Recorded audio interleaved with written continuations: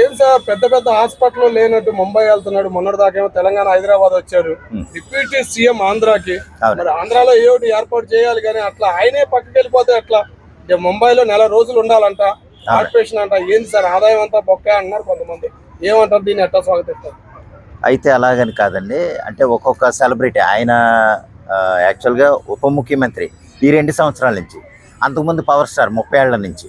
అయితే సెలబ్రిటీలు ఎక్కువగా నేను చూడటం అండి ఇక్కడనే కదా, యాక్చువల్గా మన ఇండియాలోనే చేయించుకోవడం సంతోషమే. కొంతమంది అమెరికా వెళ్ళిపోయే వాళ్ళు ఉన్నారు, లండన్ వెళ్ళేవాళ్ళు ఉన్నారు, స్వీడన్ వెళ్ళేవాళ్ళు ఉన్నారు. వైద్యులు ఇచ్చే వాళ్ళు ఎక్కడికి వెళ్ళినా వాళ్ళకి ఆ సదుపాయం, అంటే వాళ్ళకు ఒక నమ్మకం మీద వెళ్ళిపోతారు, ప్రాణంతో చెలగాటం కాబట్టి ఆ నమ్మకం మీద వెళ్తారు. అక్కడే వాళ్ళకి ఎప్పటి నుంచో కొన్ని సంవత్సరాలుగా ఉన్న వైద్యం ఇది కాబట్టి. ఆ లెక్క వస్తే మరి అపోలో గ్రూప్ వాళ్ళదే, మరి అపోలో హాస్పిటల్లోనూ హైదరాబాద్లో బోల్డ్ అని ఉండగా అక్కడ చేయించుకోవచ్చు కదా. కానీ ఏంటంటే వాళ్ళకి ఎప్పటి నుంచో ఉన్న అలవాటు ప్రకారం ఆ డాక్టర్తో పరిచయం ఉండటం వల్ల, ఆయన రిక్వెస్ట్ చేయటం వల్ల, కానీ ఆ డాక్టర్ గారు రిక్వెస్ట్ చేయటం, రండి ఇక్కడికి రండి నేను చేస్తానని ఆ ఒక్కొక్క డాక్టర్ మీద నమ్మకాన్ని బట్టి అలాగ వెళ్తారండి. యాక్చువల్గా దాన్ని ఏమో మనం తప్పుగా తీసుకోవాల్సిన అవసరం అయితే లేదు. గవర్నమెంట్ డిప్యూటీ సీఎం కదా, గవర్నమెంట్ సొమ్ము అంతా వృధా చేస్తున్నాడు అని కొంతమంది విమర్శలు చేస్తున్నారు. అవునండి, అక్కడికి వెళ్తున్నారు, ఆయన ఓన్ సొమ్ము గవర్నమెంట్ సొమ్ము ఖర్చు పెడుతున్నారు సార్. ఓన్ సొమ్ము ఉంటుందండి, గవర్నమెంట్ సొమ్ము అయినా కొంతవరకు ఇస్తారండి. ఇప్పుడు సపోజ్ ఒక ఎంపీకి ఉన్నారు, ఎంపీకి సంవత్సరానికి 5 లక్షలు ఇస్తారు.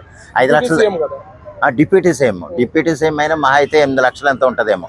మొత్తం నీకు వైద్య ఖర్చులన్నీ భరించేస్తాం, నీకు ₹1 కోటి 2 కోట్లైనా సరే ప్రభుత్వం భరిస్తుందంటే అది చట్టపరంగా కూడా కరెక్ట్ కాదు. అలాగా మొత్తం గవర్నమెంట్నే వాడేసుకుని తన గవర్నమెంట్ సొమ్ముని వృధా పరిచే విధంగా ఈయన కూడా వ్యవహరిస్తాడని నేను అనుకోవట్లే. ఎందుకంటే అలాగంటే కనుక గవర్నమెంటే చేయాల్సిన చాలా పనులు కూడా ఈయన సొంత సొమ్ముతో చేసిన పనులు ఉన్నాయి, అది కూడా మనం గమనించాలి.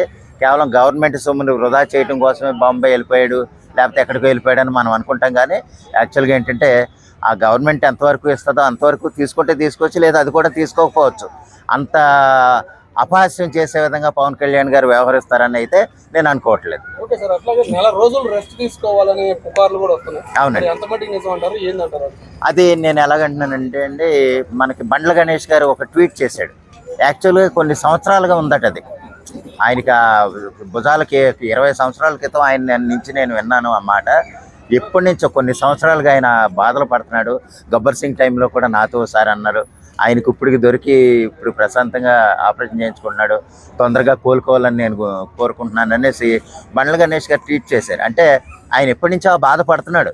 దానికోసం మనం దీన్ని ఏదో అంటే ఒక బాధని కానీ లేదా ఒక జబ్బుని కానీ మనం వేళాకోళం చేసే విధంగా ఉండకూడదు అనేది నా అభిప్రాయం. ఏదేమైనా సరే ప్రభుత్వ సొమ్ముని వృధా చేసే విధంగా ఆయన బాంబేలో ఖర్చులు లేకపోతే ఎక్కడెక్కడో ఖర్చులు ఆయన సొంత వైద్యానికి ఖర్చు చేయించేసుకుంటాడని అయితే నేను అనుకోవట్లేదండి. ఫ్యూచర్ లో ఏమైనా బాగు చేసేది ఉందా లేదా? బాగు చేసేది ఉంటుందండి, ఏదైనా హాస్పిటల్ గానీ అవునండి కంపెనీల పరంగా కానీ ఏమీ రావట్లేదు అమరావతికి. వీళ్ళందరేమో ఎప్పుడు చూసినా హైదరాబాద్ పోతున్నారు లేదా ముంబై పోతున్నారు. వైద్య సౌకర్యాలు కూడా ఏర్పాటు చేయాల్సిన బాధ్యత ఉంది కదా. విమర్శలు వస్తున్నాయి, మరి చేయగలరంటారా? ఫ్యూచర్ లో అయ్యిద్ది అంటారు అమరావతిలో అవుతుందండి. ఎందుకంటే అమరావతి ఇంకా మనకు పూర్తి కాలేదు. మనకి మొన్న ఎమ్మెల్యే క్వార్టర్స్, ఎంపీ క్వార్టర్స్ ఇవన్నీ చూస్తున్నాం మనం. ఎంత గొప్పగా ఒక పెద్ద కాలనీ అన్నమాట, ఒక పెద్ద డూప్లెక్స్ కాలనీ లాగా తయారవుతుంది అది. అంటే ఇంకా అది పూర్తి అయిన తర్వాత మనం సపోజ్ ఏదైనా సరేనండి, ఒక ఇల్లు కడుతున్నాం, ఇల్లు కట్టి గుమ్మాలు అవి పెట్టి కరెంట్ అది పెట్టించాక మనం ఇంటికి టూలెట్ పెడతాం, అప్పుడే అద్దెకి వస్తారు. ఏదేమైనా సరే అదే భావనలో ఇది కూడా నేను అనుకుంటున్నాను. అమరావతి కనుక పూర్తయ్యే దగ్గరికి వచ్చేటప్పటికే మనకి చాలా పెట్టుబడులు వస్తాయి. ఆ విధంగా పెట్టుబడి పెట్టడానికి వచ్చిన వాళ్ళకి ప్రస్తుతానికైతే మనకి విశాఖపట్నాన్ని స్వాగతిస్తున్నారు. చాలా చోట్ల మనకి తిరుపతిలోను మొన్న ఇంకోటి ఏదో ఓపెన్ అయింది. అలాగే ఏంటంటే అమరావతి పూర్తయితే కనుక చాలా మట్టుకు కంపెనీలన్నీ కూడా అమరావతికి వలస వస్తాయి. అప్పటిదాకా ఏంటంటే మనకు మిగిలిన రాష్ట్రం అంటే కేవలం ఒక అమరావతి మాత్రమే అభివృద్ధి చెందడం కాదు కాబట్టి మిగిలిన ప్రాంతాలు కూడా అభివృద్ధి చెందాలి కాబట్టి ఆ ప్రాంతాల్లోనూ కూడా పెట్టుబడులు వస్తున్నాయండి, విస్తారంగా వస్తున్నాయి. మనకేంటంటే అది కొంత టైం పడుతుంది. ఏదైనా సరే మనం వచ్చి 2 సంవత్సరాలు అయింది. ఈ 2 సంవత్సరాల్లోనే మనకు ఎంతో పెట్టుబడులు తీసుకొచ్చారు.